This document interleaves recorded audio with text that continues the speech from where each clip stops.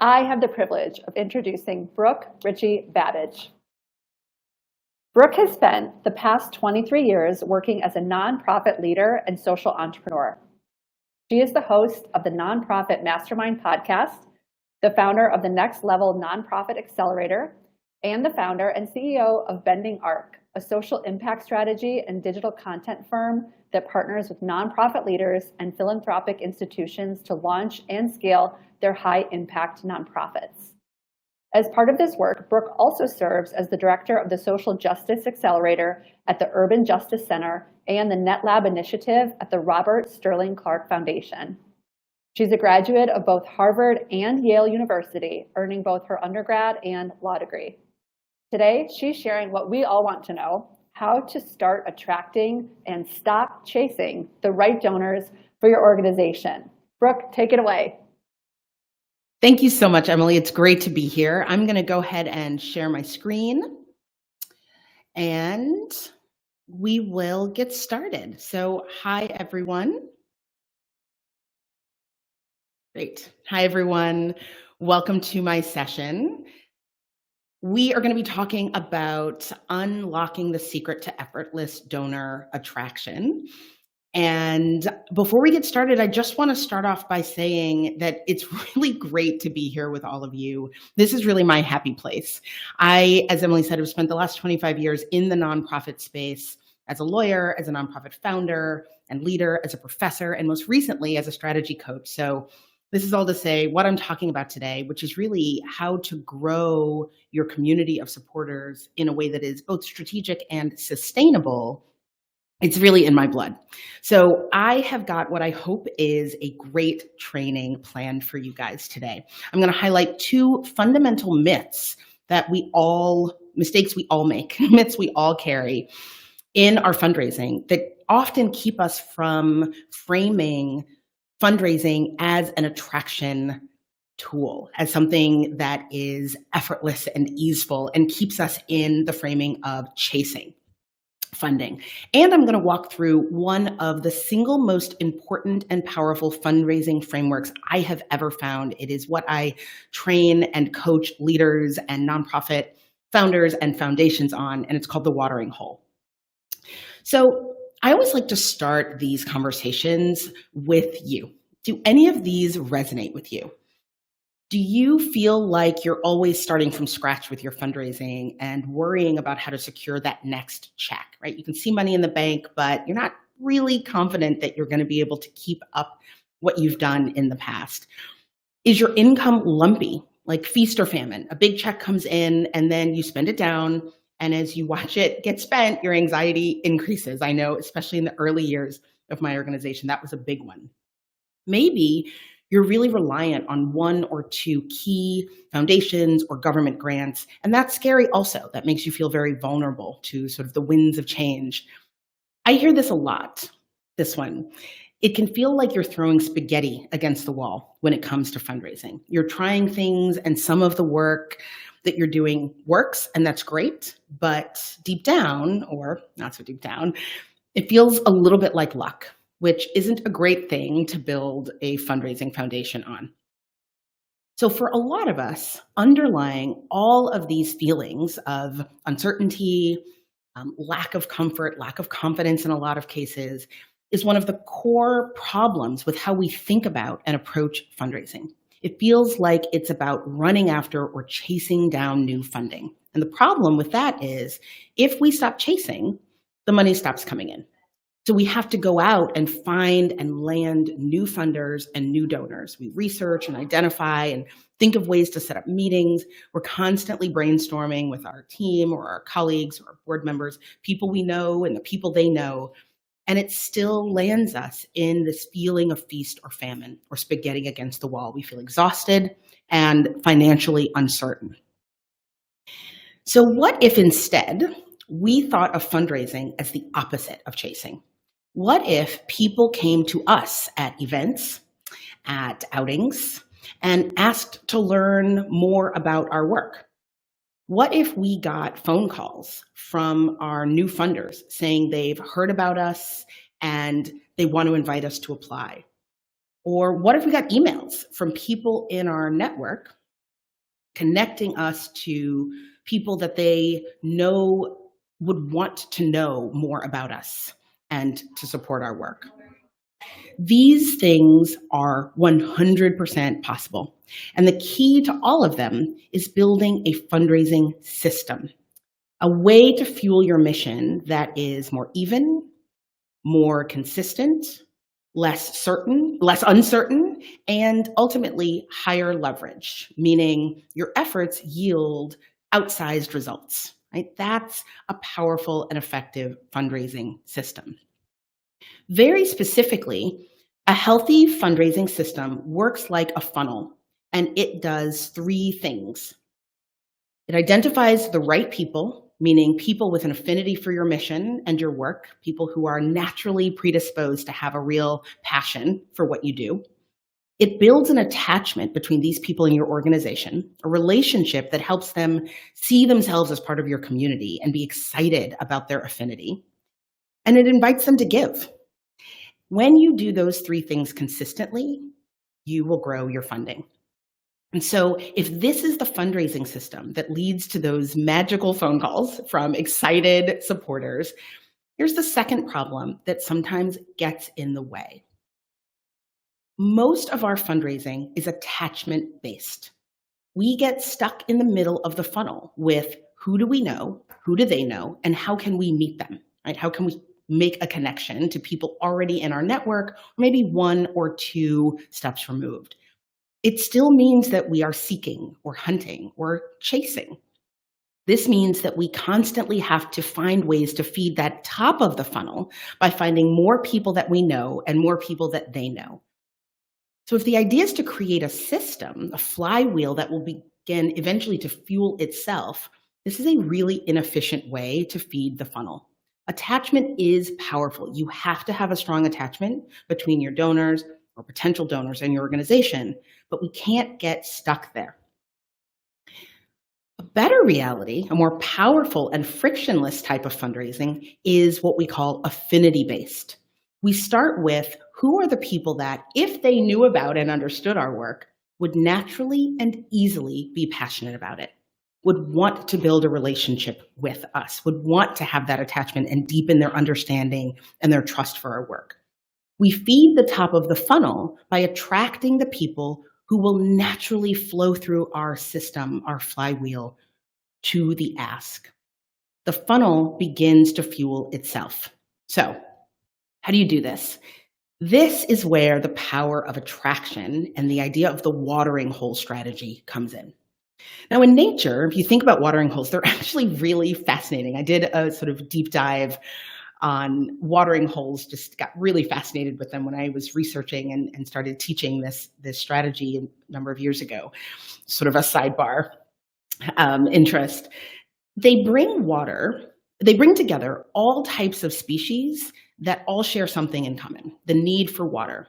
And what's interesting about them is you can look around natural watering holes in nature, and there are hundreds of different kinds of animals, and they end up being in the same spot to get the one thing they all need, water, right? Metaphorical watering holes exist in our own lives too. Just like animals gathering around a natural watering hole out in nature, all of us share certain needs to feel connected to like people, needs to be informed by our world, needs to be entertained. There are core needs that we have, and those needs will bring like-minded people together. Watering holes, for fundraising or attraction purposes, are the places that meet the needs of people who would have an affinity for our work. The conferences, the newspapers, the podcasts. I'm a huge podcast person. The blogs, even the social media platforms, the physical spaces where people go to get their information, to feel connected to others, to be entertained. So, the best way to attract new potential donors into your funnel, an affinity-based way, is to find the places where groups of these ideal people are already congregating, physically and metaphorically, and go to those places. You find the watering holes. You shift from searching for one person at a time or one group at a time that you're connected to and finding connections.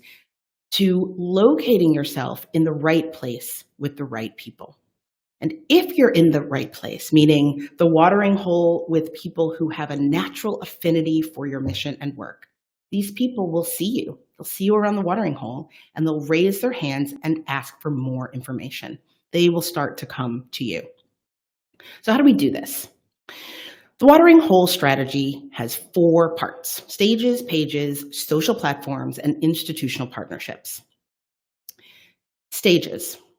This is sometimes actual, sometimes metaphorical, but it is about asking the following question: where can you broadcast your mission as if from a stage, your mission and work and your point of view to the right people? Stages are things like conferences, webinars, places where you can broadcast your message and a lot of people can see you.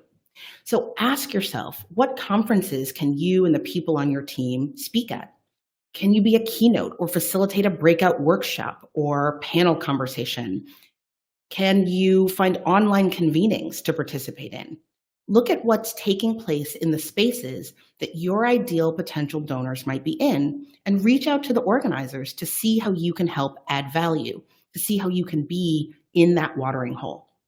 You can reach out to relevant podcast hosts or bloggers with something that could be useful or interesting to their audience. This is a great time to think about impact data, stories that you have, information that might seem sort of common knowledge to you, but for people that would have an affinity for your work could be a great introduction to what you do.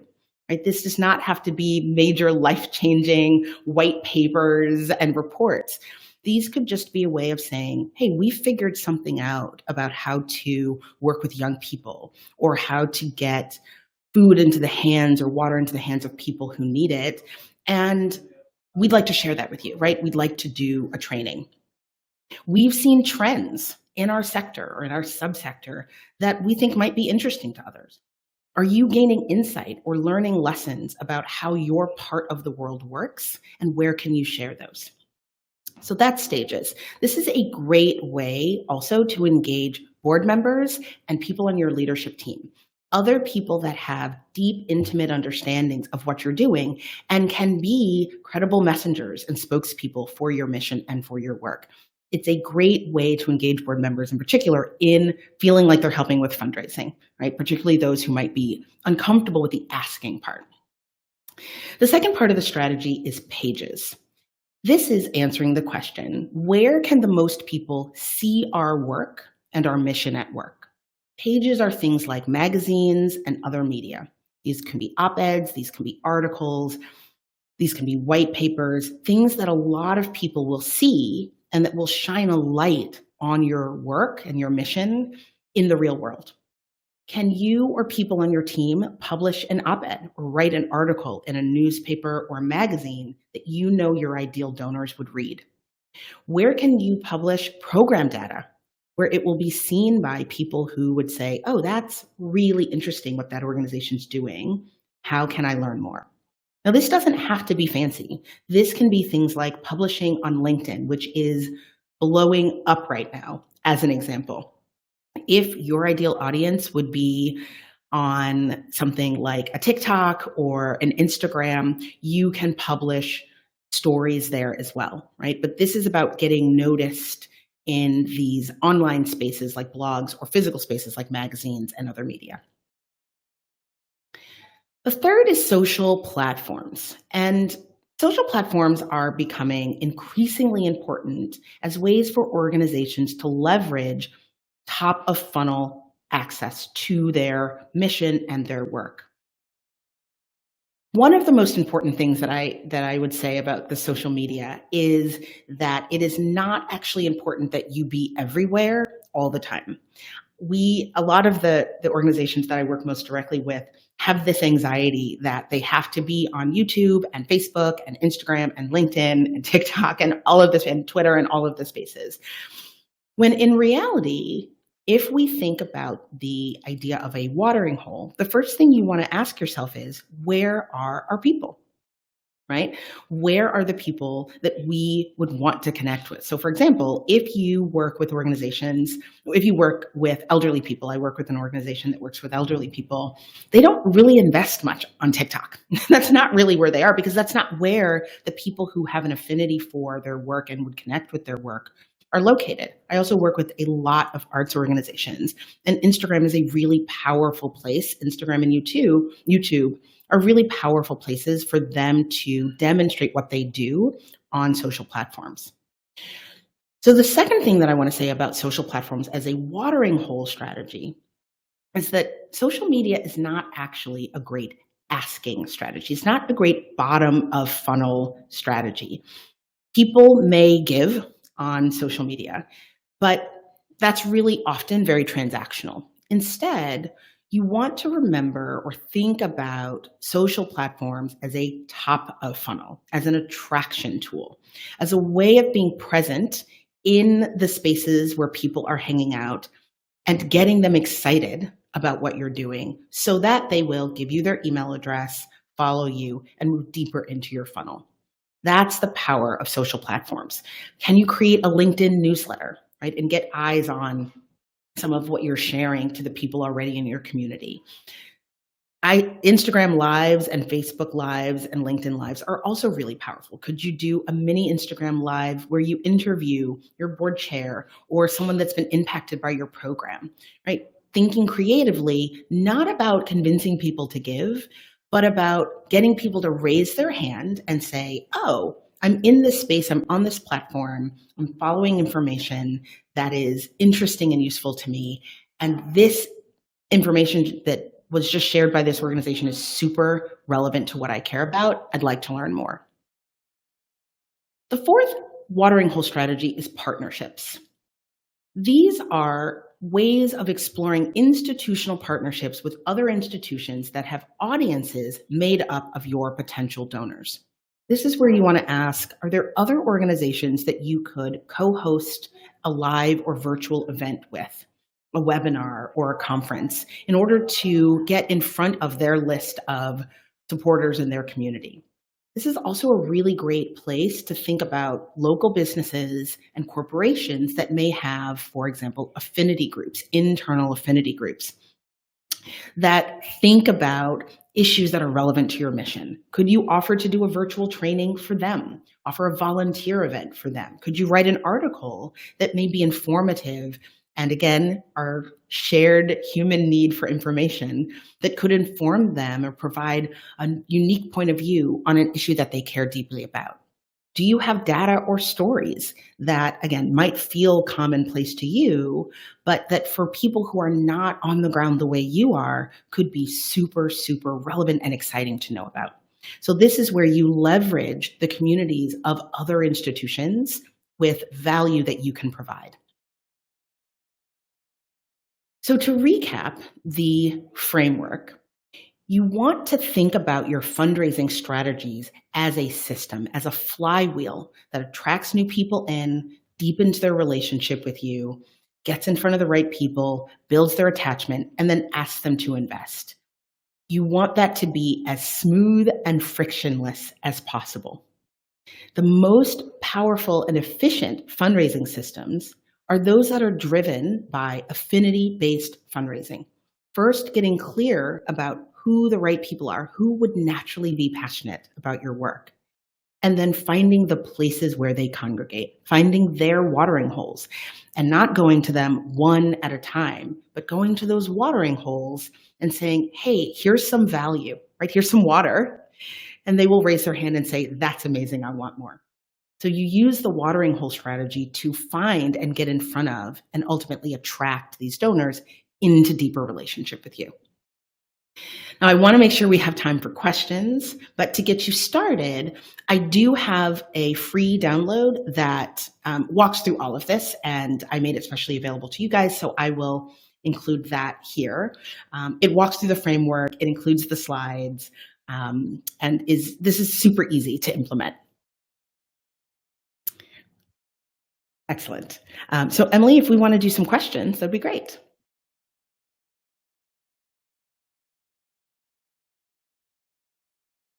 today and bringing your expertise. Really appreciate it. So I'm going to hop over to the Q&A section. As always, you guys can put any direct questions in that space. Otherwise, I'm happy to go through the chat. But let's see what we have over here.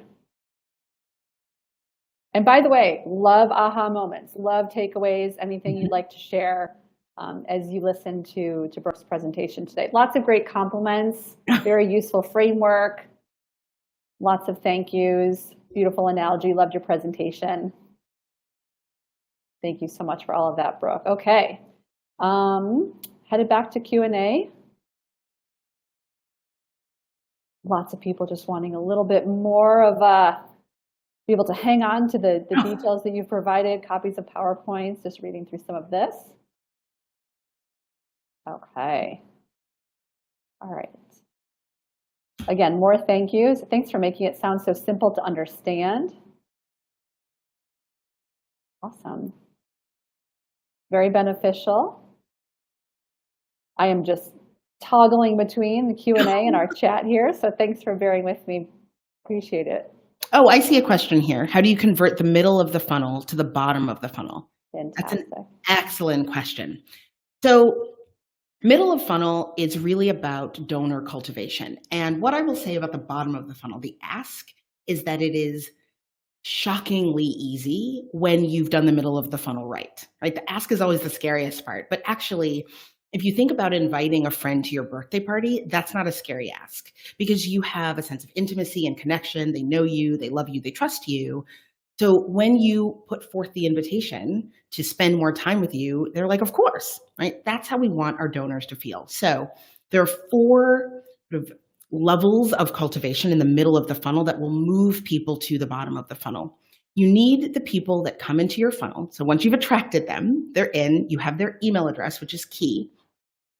You want them to know as much as they can about your organization, to understand why you do what you do, right? Your theory of change, how your programs work. They need to feel like they're sort of behind the curtain with you. So know, understand, they have to really like and feel an affinity for what you do. So stoking that emotion, being inspirational in the emails that you send, and reminding them consistently, we're on the same team, right? We're in this community for a reason. We have a shared affinity. And then 4th, trust. They have to believe that you can do the things you're saying you're going to do. So knowledge, understanding, affinity, and trust are the 4 mechanisms of cultivation, and they move people through the funnel. When you do those 4 things, the ask gets easier. Amazing. Thank you so much for that, Brooke. Okay, I've got a question here in the Q&A. I'm just jumping through a few of these. What should an organization keep in mind implementing this if we are a true startup? Beginning with the blank slate? That's from Susan Brinkman. Thanks, Susan. That's a great question, Susan. So I actually love this strategy for startups because it's low cost and high efficiency, high leverage. I would start with social platforms. Well, I think they're all great, but I think the easiest ways in are the institutional partnerships. So if you have program partners, for example, if you work in schools or if you work on farms, thinking about creative ways to get in front of their audiences. That's often for startups because we start with programs. We often are doing our programs with other institutions. So that's a great place to start. Hey, can I do a training for the other people in your audience, right? On, a training on what we do. So institutional partnerships are a great way to start. And when I was sort of growing my startup, the stages part of this framework was also really, really easy to do. I would look for conferences where my ideal donors would be, and I would reach out to the organizers and say, I'd love to do a breakout workshop. I have this model that I'm testing, or we work with young people in this particular way, and I know that there are a lot of social workers, this is just my example, social workers that come to your conference. And again, you're looking for conferences that have people that would have an affinity for your work. So I often went to youth development practitioner conferences. I was not a youth development practitioner, so I wasn't looking for a conference for me. But when I reached out to the organizer and said, could I do a workshop about how to connect with young people in foster care, right, in a way that gets them to come to your programs, all of the social workers at these conferences were like, oh my God, we struggle with that. Yes. Right. And so that was an easy stage to get access to because it drew on, particularly as a startup, we knew what we knew and it allowed us to leverage that in a particular way. Thank you. Well, that's very helpful. Appreciate it, Brooke. Mm-hmm. Okay, Brianna is asking us, well, she says, so good. When you have a small staff, how do you decide which one of these to you prioritize or decide where to start? Mm-hmm. So I would say with a small staff, again, stages can be good, but sometimes being away from the office, if a small staff can be tough, right? You are carrying a lot of the work. Partnerships, the institutional partnerships could be great with a small staff because if at least one of the people on your staff is a program person, that's something they could actually do, right? You don't, and I want to say this to all of you, you don't have to be the person, right? If you are the director of development or the executive director, it can absolutely be a program associate or a fellow. It just has to be someone with intimate knowledge of your work. And so if you have a small staff, the institutional partnership, running a joint webinar, doing a fireside chat between your director of programs and their director of programs could actually be something that isn't more work for you, but that gets your team involved in fundraising. So I would think about ways to leverage your staff with some of these. The other place that's often easiest to leverage staff is social platforms. So inviting people on your team once a week, share something that has inspired you about doing this work. Right? Really simple, post it on LinkedIn. That's getting out there. It's attracting people and it's a low lift. Excellent advice. Thank you. Okay, Brandy is asking, any suggestions on how to get my board on board with this concept? Yes, absolutely. So one of the things that I found really powerful with boards is they are often afraid of fundraising because deep down, they're a little bit scared that they're going to get a phone call from one of their friends that says, why did you put me on this list? And now people are asking me for money, right? That's the fear that a lot of board members have. I've been on a dozen boards at this time, and a lot of my fellow board members don't even want to share the people they know because they're afraid of sort of, getting that phone call. And I'm being a little bit flip, but ultimately that's the underlying fear. What's really great about this strategy is it invites board members into fundraising in ways that are really helpful for your fundraising, but that allow them to leverage or tap into things they feel they do well. So if you have board members that know your programs really well, do a fireside chat with them where they talk about what are the 3 things you love about being on this board. That's a great attraction strategy, right? If you do that on Zoom, for example, that's a great stage. They can invite their friends. You can share that on social media. You can invite board members to each do a little video, BombBomb, Loom. There's some really great tools. Share a video. SpeakPipe is a way to invite people to share audio. Ask them to just share a story about how your mission or your work has inspired them. And then you can share those on social. So you're inviting them to leverage what they already have, which is their passion, their commitment, their interest in ways that are lower lifts, but high leverage, right? Getting you out in the world. Excellent. We know you are the host of the Nonprofit Mastermind podcast. So it looks like there's a question here just about what do you look for, maybe topic-wise, for your guests on your podcast? Yeah, so I actually don't typically have guests for my podcast. I am currently doing a series, a bi-weekly series, where I've interviewed nonprofit practitioners. So people who have sort of figured something out about our sector. Mostly these are consultants and coaches, practitioners in the areas of marketing, strategic growth, fundraising, and board development. And they're basically master classes. So I'm inviting people onto the podcast to do a deep dive tactical training for my listeners. Thank you. That's a perfect summary. Okay, well, Brooke, listen, is there anything else that you'd like to share? Anything you've thought about? Any last thought? Because we know we only have you for a little bit, and so I'd love to see if anything has come to mind. I'd love to just mention the board piece because I think this is something that a lot of organizations struggle with. Most of the organizations that I work with, and I work with organizations that are under $2 million, so small nonprofits, and how they get their board to help bring in money is top of mind. And so I think this watering hole strategy or the framework can both expand how a board understands its fundraising role, meaning your role is not just to ask. Right? Asking comes much more easily if we have brought the right people in and we have cultivated. And so involving them in some of the top of funnel strategies, attracting the right people, spending some of the time talking to your board, not about who do you know that we can ask, which again is oversimplifying how most of us talk to our board, but that is often how they hear it. And instead saying, let's spend a little bit of time thinking about what conferences do you go to? What pieces of media do you have access to? What webinars or blogs do you read? Right? You are our people. You have an affinity. What are your watering holes? And can you help us either identify watering holes and or ideally connect us to those watering holes?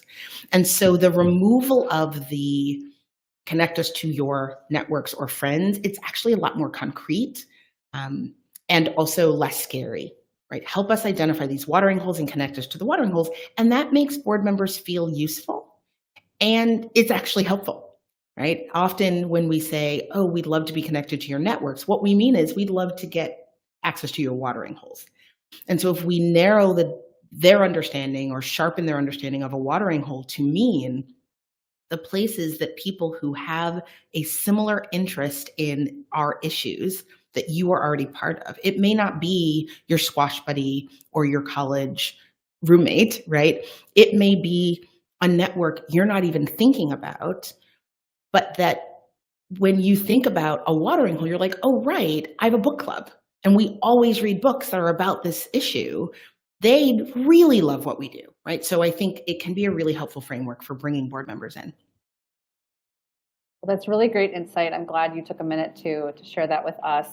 What we're going to do, again, thank you so much. We're so happy, Brooke, that we were able to learn from you.